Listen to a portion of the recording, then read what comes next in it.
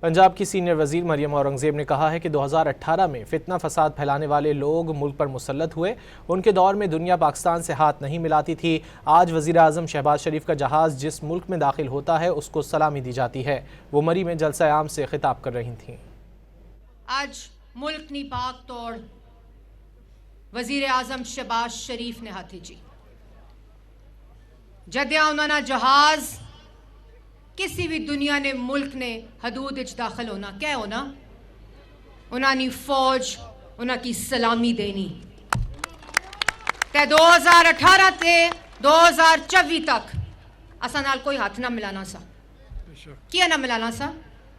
کیونکہ گالی دین والے فتنہ فساد کرن والے عورتانی تضییق کرن والے اس ملک پر مسلط سے. آج عورتانی عزت کرن والے تیاں نال محبت کرن والے بچیاں نال شفقت کرن والے بزرگانی عزت کرن والے لوگ اس طرح کوٹلی ستیاں چ بیٹھے